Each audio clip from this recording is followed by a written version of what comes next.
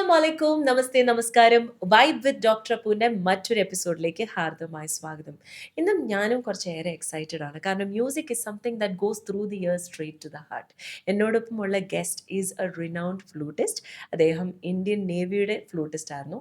ഇപ്പോൾ ഇവിടെ പ്രവാസ ലോകത്ത് ഒരുപാട് വേദികളിൽ പെർഫോം ചെയ്യുന്ന ഒരു റിനൗണ്ട് ആർട്ടിസ്റ്റാണ്. It's an absolute honour that me welcome Ashad Shaji. Welcome to the show bro. Thank you so much വന്നതിന് തന്നെ. ആദ്യത്തെ ചോദ്യത്തിലേക്ക് നമുക്ക് കടക്കാം. ഇടയ്ക്കിടയ്ക്ക് പെർഫോമൻസസ് ഒക്കെ ഉണ്ടാവും. എല്ലാവരും ഒന്ന് എന്റർടൈൻ ചെയ്യണം നമുക്ക്, അല്ലേ? ഓക്കെ.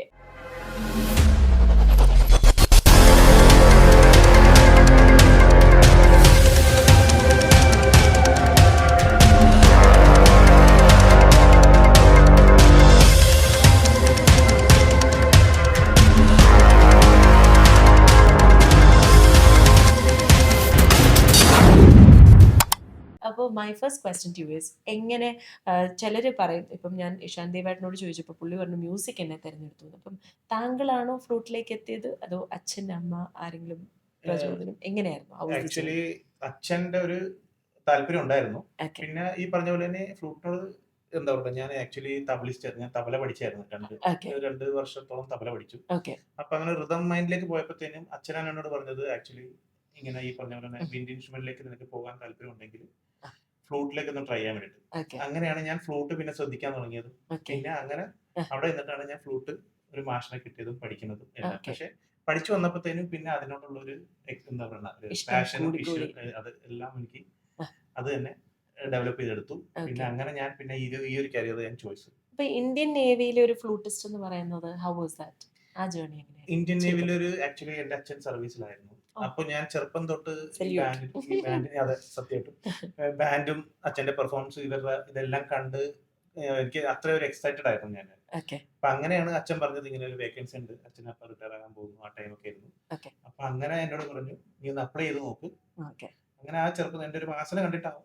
പിന്നെ ആ ടൈമിൽ എന്താ പറയാ, അപ്പൊ നിങ്ങളൊരു മ്യൂസിക്കൽ ഫാമിലിയാണ്. ഫാമിലിയാണ്. Okay. Family itself Yes, is. അമ്മ പാടുവോ അതോ ഇല്ല, അമ്മ കേക്കും ആസ്വാദകർ? ആസ്വാദി. അത് വലിയൊരു റോൾ ആണല്ലോ. ഓക്കെ. സോ അങ്ങനെ Then നേവിയിൽ Indian കയറി. Navy. Okay. നേവിയിൽ കയറി പിന്നെ അവിടെ നിന്ന് വെസ്റ്റേൺ പഠിച്ചു. ഞാൻ ക്ലാസിക്കൽ പഠിച്ചിട്ടാണ് സർവീസിൽ കയറിയിരുന്നത്. Okay. പിന്നെ അവിടെ നിന്ന് പിന്നെ വെസ്റ്റേൺ പഠിച്ചു. ഉം. പിന്നെ 15 ഇയേഴ്സ് വെസ്റ്റേണും ക്ലാസിക്കൽ രണ്ടും പ്ലേ ചെയ്തു. ഓക്കെ. എന്നിട്ട് ഇപ്പോഴും ഇറ്റ്സ് ദേർ വിത്ത് ഇപ്പോഴും യു ഇത് അല്ലേ? തന്നെയായിരിക്കും. ഓക്കെ. എത്ര തരം ഫ്ലൂട്ട് താങ്കൾ കൈകാര്യം ചെയ്യും അപ്രോക്സിമേറ്റ്ലി ഞാൻ ചോദിക്കാൻ വേണ്ടി? ഫ്ലൂട്ട്സ് ഞാൻ ബംബ് ഫ്ലൂട്ട്സും വെസ്റ്റേൺ ഫ്ലൂട്ട്സും പിന്നെ പിക്കളോ ഉണ്ട്. ഈ കീ ഫ്ലൂട്ട് തന്നെ ചെറുത്, അത് ആക്ച്വലി പരലുണ്ട്. അങ്ങനത്തെ ഒരു ഹൈ സൗണ്ട് ആയിരിക്കും, ഓക്കെ ഷാർപ്പ് ഓക്കെ സൗണ്ട് ആയിരിക്കും. ഓക്കെ. പിന്നെ ഈ പറഞ്ഞ വെസ്റ്റേൺ ഫ്ലൂട്ട്, ബംബ് ഫ്ലൂട്ട്. പിന്നെ താങ്കൾ ഈ റിനൗണ്ട് ബാൻഡ്സ് ആയിട്ടുള്ള IRS പോലത്തെ ഫ്യൂഷൻ അതെ. ബാൻഡ്സിനോടൊക്കെ പെർഫോം ചെയ്യാറുണ്ട്. അതിൽ താങ്കൾക്ക് മറക്കാനാവാത്ത ഏതെങ്കിലും ഒരു പെർഫോമൻസ് ഞാനൊന്ന് ചോദിക്കുകയാണെങ്കിൽ ഏത് പറയും? അതോ എല്ലാം തന്നെ സ്പെഷ്യലാണ്?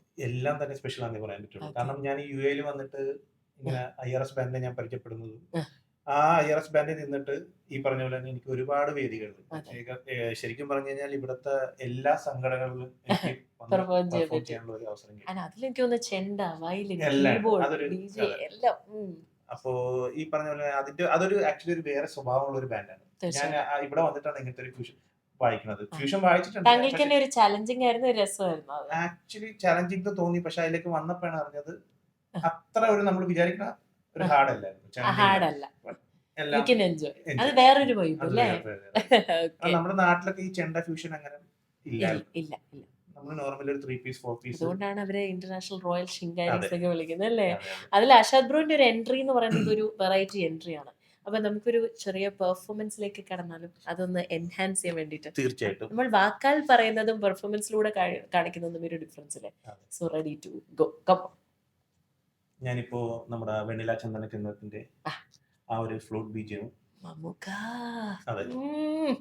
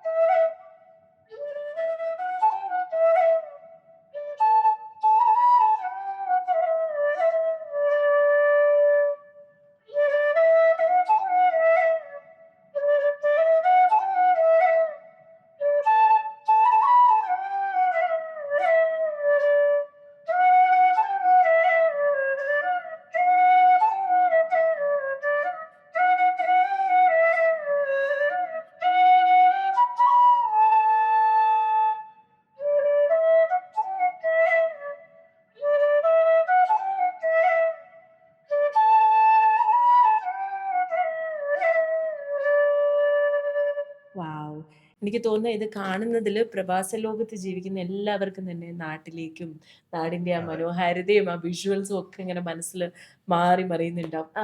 താങ്കള് നാട്ടില് ആലപ്പുഴയാണ് അല്ലേ? ആലപ്പുഴ, ചേർത്തല. ചേർത്തല അല്ലേ? ഓക്കെ. അപ്പൊ നമ്മുടെ ഫേമസ് ആയിട്ടുള്ള ഒരുപാട് അതെ, മ്യൂസിഷ്യൻസ് ഉള്ള നമ്മുടെ രാജേഷ് രാജേഷ് ചേട്ടൻ. ചന്ദ്രൻ. ഓക്കെ. അറിയോ അദ്ദേഹത്തെ? അതെ, അറിയാം. ഓക്കെ. അദ്ദേഹത്തിന്റെ കൂടെ ഒക്കെ പെർഫോം ചെയ്തിട്ടുണ്ട്? പെർഫോം ചെയ്തിട്ടുണ്ട്. ഉണ്ട്. മീൻസ് കൂടെ എന്ന് പറഞ്ഞാൽ ഞാൻ സ്റ്റേജിൽ പെർഫോം ചെയ്തിട്ടുണ്ട്. പുള്ളിയുടെ എക്സ്പ്രഷനിൽ നമ്മൾ അറിയത്തില്ല പുള്ളി എത്ര വലിയ ആർട്ടിസ്റ്റ് ആണ്. അതെ. പുള്ളി ആ ഒരു എന്താ പറയുക സ്റ്റഡി എക്സ്പ്രഷനെ മെയിൻറ്റെയിൻ ചെയ്തത്. എനിക്ക് തോന്നുന്നത് നേവി കം ഫ്ലൂട്ട് ആയതുകൊണ്ടായിരിക്കാം.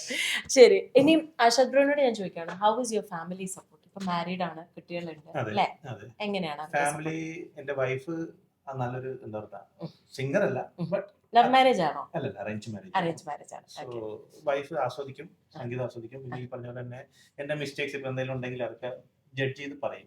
ക്രിറ്റിക് ആണ്. അതെ. സപ്പോർട്ട് വേണം, ക്രിറ്റിക് വേണം അല്ലേ? രണ്ടും ആവശ്യം ആണ്. അങ്ങനെയാണ്. അതെ. അല്ല, മീൻസ് എന്തെങ്കിലും ചെയ്യുക, മീൻസ് എന്തെങ്കിലും റോങ് മിസ്റ്റേക്സ് എന്തെങ്കിലും ഉണ്ടെങ്കിൽ അത് മ്യൂസിക്കിന്റെ കാര്യത്തിലൊക്കെ എന്നോട് പറയും. ഹൗസ് സോ അവിടെ ഇച്ചിരി ബ്യൂട്ടിഫുൾ ആക്കണം. ഈ പറഞ്ഞ പോലെ തന്നെ എന്താ പറയുക, വായിക്കുമ്പോൾ സ്മൈൽ ചെയ്യണം. ഇതൊക്കെ അവിടെ എപ്പോഴും പറയുന്ന കാര്യം. പക്ഷെ നമ്മൾ ആ സ്റ്റേജിൽ എത്തുമ്പോഴത്തേനും ആ. ഇതെല്ലാം മറന്നു പോകും. അത് വേറെ കാര്യം. താങ്കളെ മറ്റേ കണ്ണും മുഴിച്ചിട്ട് അങ്ങോട്ട് ഒരു മുറി വന്ന് പറയാന്നുള്ള അത് ടൈമില് നല്ല സ്വീറ്റ് ആയിട്ടുള്ള മ്യൂസിക് കൊടുക്കും നമ്മള്.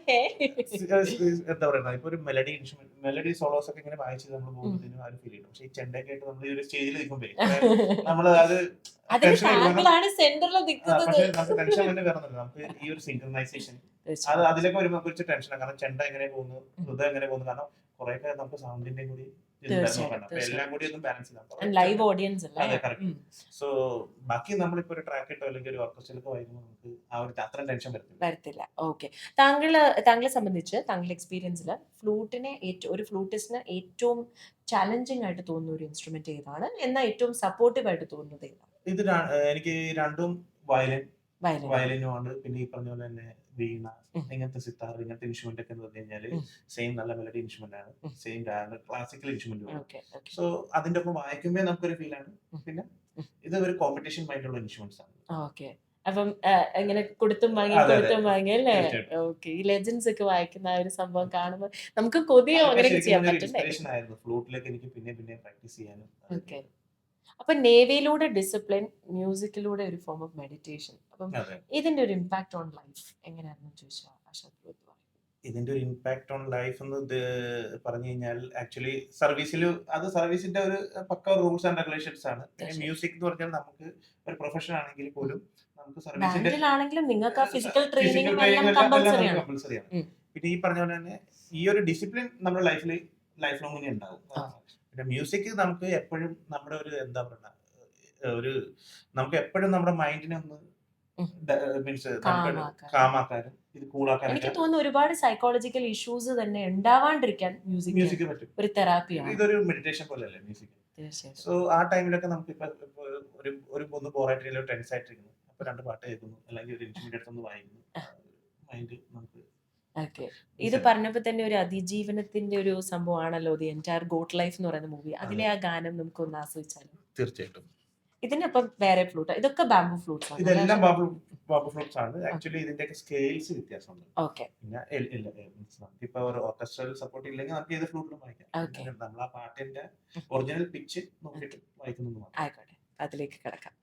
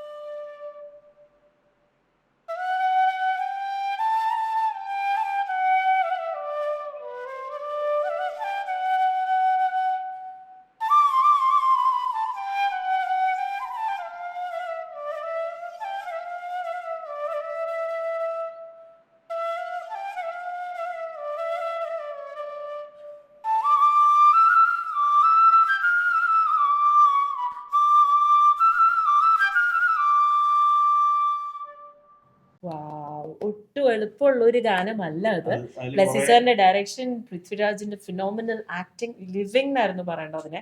അത് കൂടാണ്ട് AR റഹ്മാൻ എന്ന ലെജൻഡിന്റെ മ്യൂസിക്. ഓക്കെ. അപ്പൊ എങ്ങനെ അശോക് ബ്രോ ഒരു പാട്ട് കേൾക്കുമ്പോൾ കുറെ തവണ കേട്ടിട്ടാണോ അത് പ്രാക്ടീസ് അതെ, ചെയ്തത്? തീർച്ചയായിട്ടും കുറെ തവണ നമ്മൾ കേൾക്കും. കേൾക്കും. കേട്ടിട്ട് അതിന്റെ നോട്ടുകളാണ് മെയിൻ. ആ നോട്ടുകൾ നമുക്ക് കിട്ടിക്കഴിഞ്ഞിട്ട് പിന്നെ അതിന്റെ ഫീലിങ്സ് ഓക്കെ. പിന്നെ അത് ഉൾക്കൊണ്ടുകൊണ്ട് അങ്ങ് പാടണം അല്ലെ? അപ്പൊ ഫീലിംഗ് ഉള്ളിൽ നിന്നും വരണം അല്ലെ? പിന്നെ എനിക്ക് തോന്നുന്നു ഈ ഒരു ഹാബിറ്റ് ഒക്കെ ഉള്ളത് കൊണ്ട് സ്മോക്കിംഗ്, ഡ്രിങ്കിങ് ഇത്തരത്തിലുള്ള ഹാബിറ്റ്സ് ഒന്നും ഇവർക്ക് പറ്റില്ല. കാരണം ലങ്സിന്റെ കപ്പാസിറ്റിയിലാണ് കൂടുതൽ ഇതിലിരിക്കുന്നത്. കാരണം it's A flow of wind അല്ലേ? ഓക്കെ. നൗ ഞാൻ താങ്കളോട് ബിഫോർ ഐ ഗോ, ഇപ്പോൾ നമ്മളെ ഞെട്ടിപ്പിക്കുന്ന വാർത്തകളാണല്ലോ കാണുന്നത് മൊത്തം. താങ്കൾ ഒരു എക്സ് ഇന്ത്യൻ നേവിയാണ്. ആ ഒരു അച്ചടക്കത്തിന്റെ കാര്യവും ഒക്കെ നമ്മൾ ഡിസ്കസ് ചെയ്ത സ്ഥിതിക്ക് what is your take on it? എന്താണ്, എന്ത് ചെയ്യാൻ പറ്റും? എന്താണ് താങ്കളുടെ ഒരു സജഷൻ? ഇപ്പോഴത്തെ നമ്മുടെ നാട്ടിലത്തെ ഒരു അവസ്ഥ, ഫോർ എക്സാമ്പിൾ ഇപ്പോൾ യങ് ജനറേഷൻസ് ഈ ഡ്രഗ്സിന്റെ ഒക്കെ പുറകെ പോകുന്നു. ഇതൊക്കെ വെച്ച് നോക്കുമ്പോൾ എനിക്ക് അവരോട് പറയാനുള്ളത്, ഇപ്പൊ ഡ്രഗ്സ് എന്നൊക്കെ പറഞ്ഞ സംഭവത്തിനേക്കാൾ ഏറ്റവും നല്ലൊരു മെഡിസിൻ ആണ് മ്യൂസിക്. നമ്മള് ഇപ്പൊ എല്ലാ ഫാമിലിയിലും ഇപ്പൊ ഇന്നത്തെ കാലത്ത് സോഷ്യൽ മീഡിയാസ് ഉള്ളതുകൊണ്ട് എല്ലാവർക്കും അവരുടെ ഒരു ടാലന്റ് ഷോക്കേസ് ചെയ്യാൻ വേണ്ടിയിട്ട് ഒരുപാട് ഓപ്പർച്യൂണിറ്റീസ് ഉണ്ട്. സോ ബെറ്റർ, ഞാൻ പറഞ്ഞത് അവർ മ്യൂസിക്കിലേക്ക് ഇതേപോലെ തന്നെ ഒന്ന് അഡാപ്റ്റ് ആവുകയാണെങ്കിൽ നമുക്ക് ഈ പറഞ്ഞ ബാക്കിയുള്ള കാര്യങ്ങൾ പതുക്കെ ഈ ഡ്രഗ്സും ആൽക്കഹോളും ഇതെല്ലാം നമുക്ക് ഉപേക്ഷിച്ചിട്ട് മ്യൂസിക് ഇതിലേക്ക് മ്യൂസിക്. കാരണം ഇപ്പൊ യൂറോപ്യൻ കൾച്ചർ വെച്ച് നോക്കി കഴിഞ്ഞാൽ എല്ലായിടത്തും എല്ലാ ഫാമിലി അത് മാക്സിമം എല്ലായിടത്തും മ്യൂസിഷ്യൻസ് നിറഞ്ഞിരിക്കുകയാണ്. അതും അവരുടെ ലെവൽ എന്ന് പറഞ്ഞു കഴിഞ്ഞാൽ high level musicians. International means ഏത് ഇന്റർനാഷണൽ ബാൻഡ് നോക്കിക്കഴിഞ്ഞാലും നമുക്ക് അവിടെ യൂറോപ്യൻസ് മാക്സിമം കാണും. ബിക്കോസ് അവര് ബോൺ മ്യൂസിഷ്യൻസ് എന്ന് പറയും. എനിക്ക് തോന്നുന്നു താങ്കളും മൾട്ടിപ്പിൾ നാഷണാലിറ്റീസിന്റെ കൂടെ ഒക്കെ വായിച്ചിട്ടുണ്ട്. ഞാൻ നേവിലിരിക്കുമ്പോൾ UK ബാൻഡ്, അങ്ങനെ ഒരുപാട് റഷ്യൻ ബാൻഡ്, അതിലൊക്കെ വായിച്ചു. പല രാജ്യങ്ങളിലും സന്ദർശിച്ചിട്ടുണ്ട്. ഓക്കെ. ഇങ്ങനെ എളിമയോടെ ഇരിക്കുന്നതേ ഉള്ളൂ. അതെനിക്ക് തോന്നുന്നു നേവി ടീച്ചസ് യു അല്ലേ ആ ഡിസിപ്ലിൻ. ഡിസിപ്ലിൻ ടീച്ച് ചെയ്തു. പിന്നെ ഈ പറഞ്ഞ ഒരുപാട് ഓപ്പർച്യൂണിറ്റീസ് കിട്ടി. നമുക്ക് കുറെ ടെക്നിക്സ്, ഐഡിയാസ് ഇതെല്ലാം നമുക്ക് ഇപ്പൊ എനിക്ക് ഒരുപാട് ഫോറിൻ. എനിക്ക് തോന്നുന്നത് ഞാൻ താങ്കളോട് സംസാരിച്ച കുറച്ച് നേരം വെച്ചിട്ട് you still have more to learn എന്നുള്ളൊരു കോൺസെപ്റ്റ് ആണ്. അല്ലാണ്ട് ഞാൻ ഇത്രയും പെർഫോം ചെയ്തു, ഞാൻ എല്ലാം ഒന്നുമല്ല. ശരിക്കും പറഞ്ഞാൽ ആസ് എ മ്യൂസിഷ്യൻ എന്ന് പറഞ്ഞു കഴിഞ്ഞാൽ നമ്മളെക്കാൾ ഒരുപാട് നല്ല ആർട്ടിസ്റ്റുകളൊക്കെ ഉണ്ട്. നമ്മള് ഇങ്ങനെ ഇരുന്നിട്ടൊന്നും പറയാനുള്ള നമ്മള് ശരിക്കും പറഞ്ഞാൽ ഇപ്പൊ ഇങ്ങനെ ഇരുന്നിട്ട് എന്താ പറയുക, നമ്മൾ മ്യൂസിക്കിനെ കുറിച്ച് ഇങ്ങനെ ഒരു എന്താ പറയുക എക്സ്ട്രാ ഓർഡിനറി ആയിട്ട് സംസാരിക്കാൻ എത്രയോ സെലിബ്രിറ്റീസിന്റെ മുന്നിലൊക്കെ ലൈവായിട്ട് വായിച്ചിട്ടുള്ള ഒരു ഓപ്പർച്യൂണിറ്റി ആണ്. ഈ പറഞ്ഞ പോലെ ജസ്റ്റ് ഹംബിൾഡ് അബൌട്ട് ഇറ്റ് അല്ലേ? ഓക്കെ. ഞാൻ ഈ പോഡ്കാസ്റ്റിനെ വിളിച്ചപ്പോൾ തന്നെ താങ്കൾ റെഡിലി അക്സെപ്റ്റ് ചെയ്ത് വന്നല്ലോ. അത് തീർച്ചയായിട്ടും. ഇപ്പൊ ഞാൻ പറഞ്ഞില്ലേ, നമുക്ക് ഓപ്പർച്യൂണിറ്റീസ് കിട്ടുമ്പോൾ നമ്മളത് ഇപ്പൊ for example as an artist നമ്മൾ എന്താണ് വളരാൻ ആഗ്രഹിക്കുന്നു. പിന്നെ നമുക്ക് നാലാളെ നമ്മൾ കാണുമ്പോൾ നമ്മൾ അപ്രീഷിയേറ്റ് ചെയ്യുമ്പോൾ അത് നമുക്കൊരു ഓൺ ഒരു പേഴ്സണൽ ഒരു ഗ്രോത്ത് കൂടിയാണ്. തീർച്ചയായിട്ടും. അപ്പൊ അതാണ് വൈബ് എന്നുള്ളത്. എനിക്ക് തോന്നുന്നത് ഞങ്ങൾ ഒരുപാട് സ്റ്റേജ് ഒരുമിച്ച് ഷെയർ ചെയ്യാൻ പറ്റിയിട്ടുണ്ട് ഇത്ര റിനൗണ്ട് ആയിട്ടുള്ള ഒരു ആർട്ടിസ്റ്റിനോടൊപ്പം തന്നെ. അത് ഞാനും ഒരു വലിയൊരു അനുഗ്രഹമായി കാണുന്നു. എന്തായാലും താങ്കൾ ഇവിടെ നിന്നും ടാറ്റ ബൈ ബൈ പറഞ്ഞു പോകുന്നതിന് മുൻപ് ഒരു ഹിന്ദി ഹിറ്റും കൂടെ ഫ്ലൂട്ടിലൊന്ന് കേൾക്കാൻ ആഗ്രഹമുണ്ട്. പിന്നെ ആ യൂറോപ്യൻ ഫ്ലൂട്ട് അല്ലേ, എന്താണ്? ഇതാണ് കീ ഫ്ലൂട്ട്. എന്തോ ഇതാണ് വെസ്റ്റേൺ ഫ്ലൂട്ട് എന്ന് പറയും. കീ ഫ്ലൂട്ട് എന്ന് പറയും. Key flute. ഇത് ആക്ച്വലി നമ്മൾ വെസ്റ്റേൺ നൊട്ടേഷൻസ് ഒക്കെ വായിക്കാൻ വേണ്ടി ഇതാണ് യൂസ് ചെയ്യുന്നത്. ഇത് താങ്കൾ നേവി പോയിട്ട് പഠിച്ചത്? ഇത് ഞാൻ നേവി പോയിട്ട് ഇതാണ് പഠിച്ചത്. ഞാൻ ബംബു ഫ്ലൂട്ട് ആണ് പഠിച്ചത്. ഇന്ത്യൻ നേവി എന്ന് പറഞ്ഞാൽ വേറെ ലെവലാണ്. നമ്മൾ ഓരോ സിറ്റുവേഷനിൽ തെളിയിച്ചുകൊണ്ടിരിക്കുകയാണ് അല്ലേ, എന്തിലും. സോ ഇതിൽ ടോൺ ഒരു മെറ്റൽ ടോൺ ആണ്. സോ ഞാൻ ഇതിൽ തന്നെ ഏത് ഗാനമാണ് ഒരു ഹിന്ദിയിൽ ഫോർ എക്സാമ്പിൾ ആँखों में तेरी. Okay.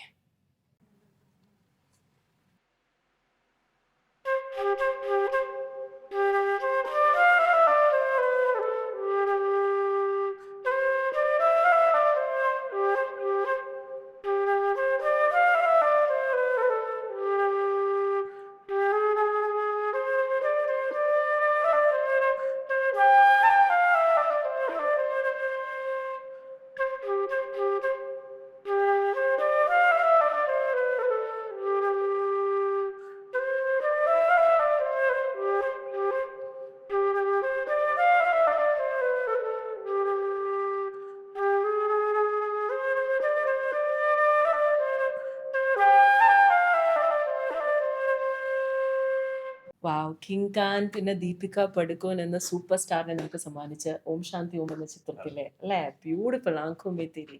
Now to conclude Ashok bro, ആ ഒരു വലിയ ഫ്ലൂട്ടിലെ അതിന് എനിക്ക് തോന്നുന്ന കുറച്ചൊരു ബാസ് ഇത് ടോൺ ആണ് അല്ലേ? ബേസ് ടോൺ ആണ്. Base tone. ഓക്കെ, ബാസ് അല്ല, ബേസ് ടോൺ.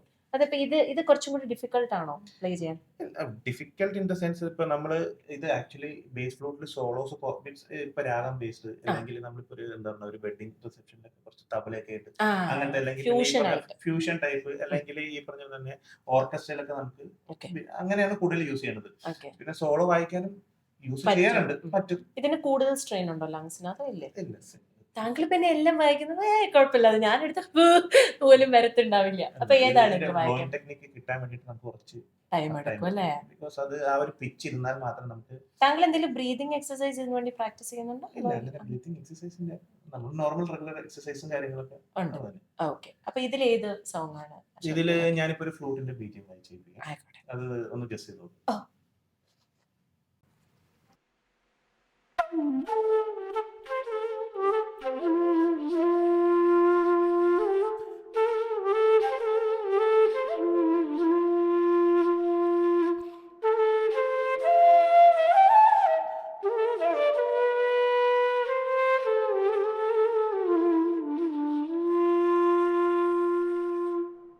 വാവ്, ഇത് സമ്മർ ഇൻ ബെത്ലഹേമിലെ അല്ലേ? ആ, അടിപൊളി അല്ലേ? സൂപ്പർ.